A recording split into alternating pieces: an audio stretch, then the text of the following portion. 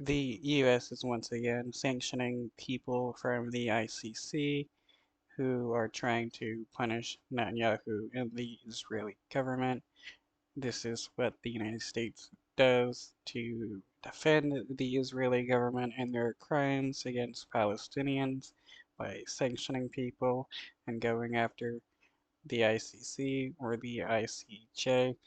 They even threatened to invade The Hague if Netanyahu was arrested, and that was happening under the Biden-Harris administration.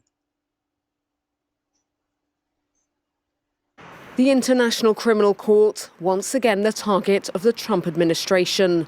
The US State Department announced new sanctions on 4 ICC officials on Wednesday, targeting 2 judges, including Nicolas Guillou from France, and 2 prosecutors. These individuals are foreign persons who directly engaged in efforts by the International Criminal Court to investigate, arrest, detain, or prosecute nationals of the United States or Israel without the consent of either nation.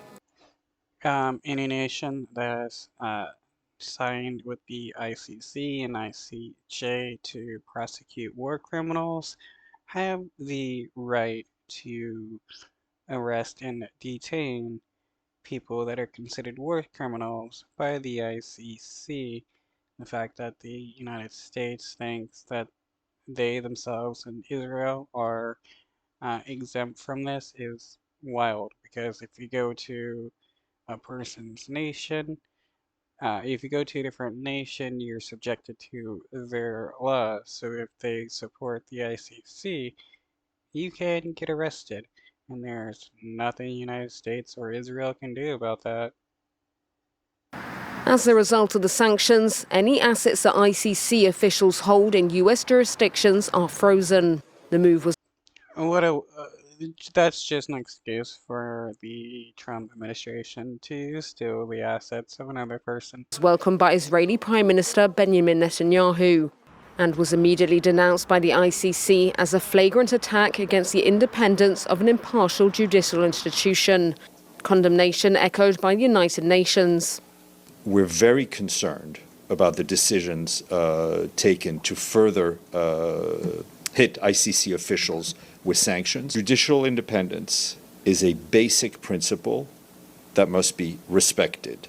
And these types of measures undermine the foundation of international justice. You can tell that the United States nor Israel really cares about international law, even though Israel always claims to follow the law. This kind of behavior is what the United States does in order to protect the Israeli government from anything that they do. Anytime the UN, the ICC, or the ICJ tries to punish the Israeli government, you have the US coming in to protect them, and it shows that the United States has a little bit too much power over the international community, because the US is able to allow the Israeli government to get away with any crimes that they want. The US is not a member of the ICC, the world's first international war crimes tribunal.